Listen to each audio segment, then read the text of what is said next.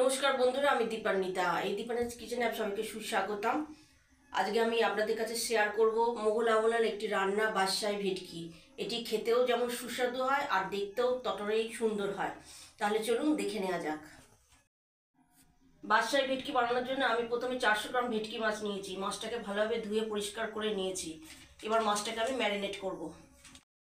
প্রথমে দিলাম সামান্য নুন, আর দিলাম সামান্য হলুদ গুঁড়ো,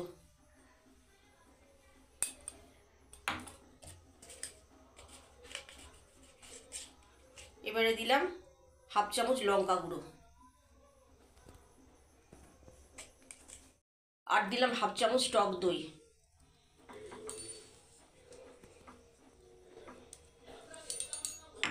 আর দিলাম হাফ চামচ আদা ও রসুন বাটা,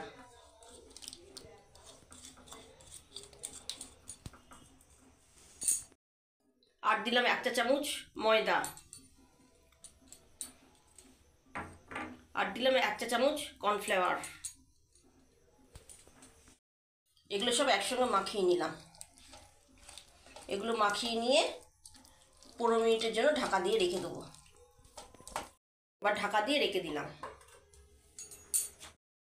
আমি এবার একটা পেস্ট তৈরি করব। তার জন্য 1 চামচ কাজু নিয়েছি আর কিছুটা চারমগজ নিয়েছি। এটা 10 মিনিট জলে ভিজিয়ে রেখেছিলাম। মিক্সিতে ঢেলে দিলাম। আর দিলাম 2 চামচ টক দই,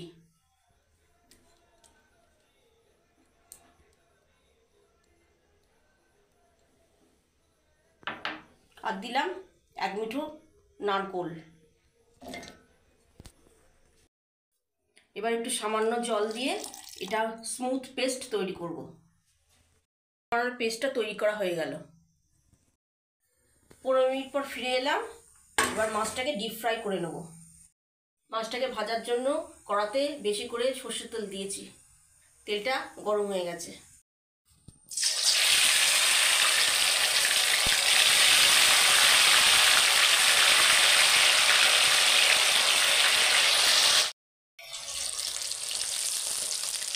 মাছগুলোকে উল্টে লাল করে ভেজে নিতে হবে।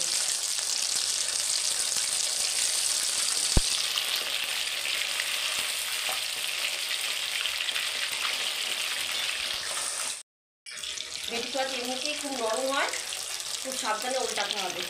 এবার মাছগুলো ভাজা হয়ে গেছে, এবার আমি তুলে নেবো।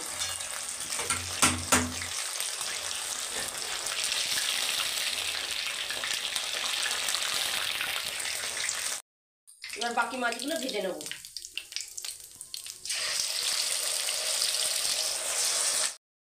এবার আমরা গ্রেভিটা তৈরি করে নেব। তার জন্য তেলে দিলাম 4 চা চামচ পেঁয়াজ বাটা। পেঁয়াজটা বেশিক্ষণের জন্য ভাজতে হবে না। এবার যে পেস্টটা তৈরি করেছিলাম সেটা এর মধ্যে দিয়ে দিলাম।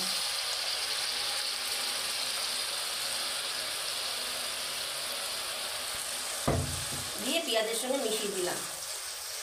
কিছুটা গুঁড়ো মশলা দেবো। তার মধ্যে আছে হাফ চামচ হলুদ গুঁড়ো, হাফ চামচ জিরে গুঁড়ো, হাফ চামচ ধনে গুঁড়ো, হাফ চামচ শুকনো লঙ্কা গুঁড়ো। এগুলো সব একসঙ্গে দিয়ে দিলাম।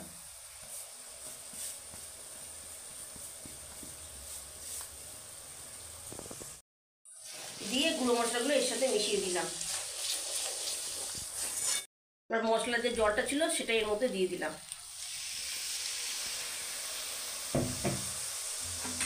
আর কিছুক্ষণের জন্য কষিয়ে নেবো এটাকে। এবার মশলা থেকে তেলটা ছেড়ে বেরিয়ে এসছে। এবার এর মধ্যে দিয়ে দিলাম হাফ চা চামচ কাশ্মীরি লঙ্কা গুঁড়ো, দিয়ে মিশিয়ে দিলাম। এর কালারটা ঠিক আসবে রেডিশ কালার, মানে ইয়েলো এবং রেড কালার মিক্সড করে যে কালারটা আসবে সেটা রেডিশ কালার টাইপের হবে। এবার এর মধ্যে দিয়ে দিলাম 1 মুঠো মটরশুঁটি। এটা দিলে দেখতে সুন্দর লাগবে। এটা হচ্ছে অপশনাল। ভাজা মাছগুলো মশলার মধ্যে দিয়ে দিলাম।